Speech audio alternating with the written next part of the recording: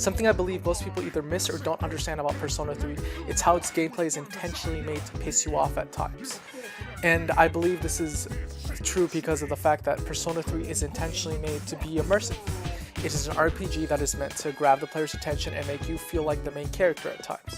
You are supposed to bond with these characters, you're supposed to connect with these characters, and a completely normal part of life is when reflection in real life is the fact that sometimes you get pissed off at these people. This is done, in my opinion, through the use of not being able to control your allies, which I hear as a huge negative and a huge downside to Persona 3 and Persona 3 FES. However, I believe that through gameplay, this game intentionally does this stuff.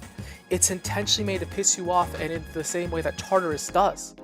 A lot of Persona 3, or at least some of Persona 3's messaging, is to get on through that life moves on even through its struggles.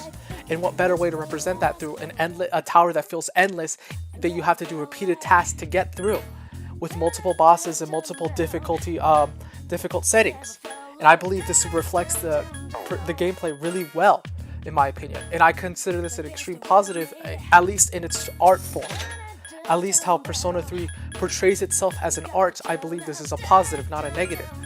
Because the fact is, Persona 3 has a lot of little things that are to be seen as annoying. The fact you can get sick and do less damage, the fact that you can get fatigued and just do less damage again, your teammates can get fatigued and just leave when you return back to the base floor.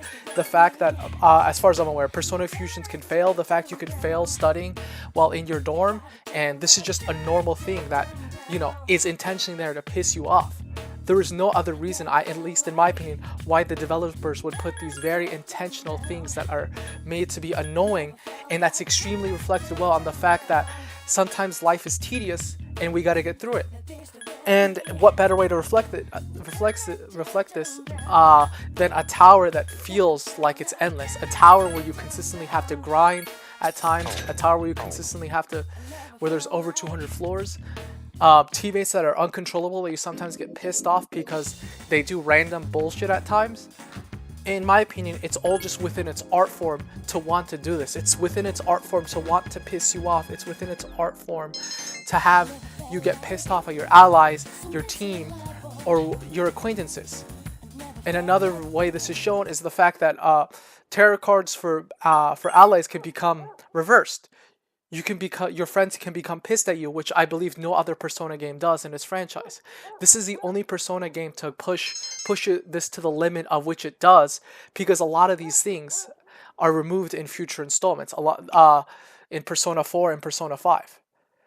Then again, this is all just in my opinion. You can say I'm looking too deep into the franchise, or specifically Persona 3, but that's just how I believe it's supposed to be portrayed.